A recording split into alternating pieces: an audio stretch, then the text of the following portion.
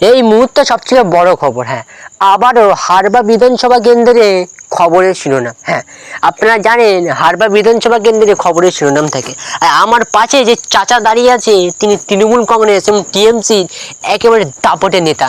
তিনি আইএসএফে যোগদান দিয়েছেন। হ্যাঁ, আইএসএফে তিনি যোগদান দিয়েছেন।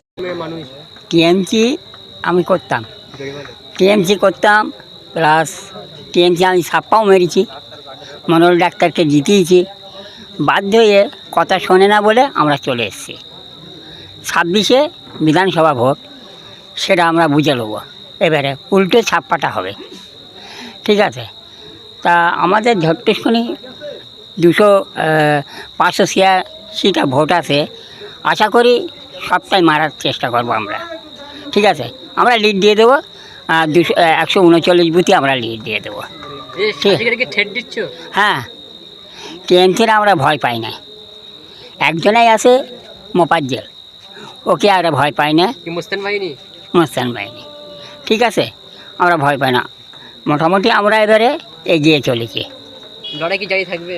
লড়াই জারি থাকবে, হ্যাঁ। আর মোটামুটি বুথই আমাদের এবারে রুখতে দেবো না।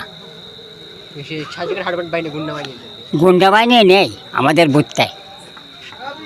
এই সাথে থেকে যেত ফিরোজমণি আর মইদুল, এইদের জন্যই আমাদের বাজিপুতির পাটটা জোরদার হয়েছিল। এরা তো আর টিকতে পারবে না, সেই জন্যে আমরা ওখানে ছাপ্পা উল্টোটা আমি মারবো। আপনি যে আইএসএফে যে যোগদান দিয়েছেন, আইএসএফের কাজটা ভালো হচ্ছে, এদের নীতি ভালো, এদের সব কাজকর্ম করণীয় ভালো, ঠিক আছে? ওই জন্যে আমরা শাসক দল তো লক্ষ্মীর ভান্ডার থেকে অনেক কিছু প্রকল্প দিচ্ছে। ও প্রকল্পগুলো মিথ্যে, একটাও কিছু হচ্ছে না। আজকের 2.5 বছর হতে যাচ্ছে অঞ্চল, এখনও কোনো একটা রাস্তা হয়নি, কোনো রাস্তা করতে পারেনি আমাদের মেম্বার মনোহর ডাক্তার। 139 বুথেই কোনো রাস্তা হয়নি। হ্যাঁ, শুধু ওই দিয়েই যাচ্ছে রাস্তা করব রাস্তা করব, এখনও একটাও কোনো রাস্তা হয়নি। আমি ছিলাম ওদের সঙ্গে, আমি 2.5 বছর ছিলাম। আমি বাম ফান্ড করতাম আগে। আমাদের আনারুলি মন্টু ভাই আমাদের 10 বছর জিতেছিল সিপিএম থেকে, তারপর হেরে গেল। আমরাই হারিয়ে দিয়েছি, ঠিক আছে? ওই মনোহর ডাক্তারকে আনি কাজ করিনি 2.5 বছর, ওই জন্য আমরা চলে এসেছি।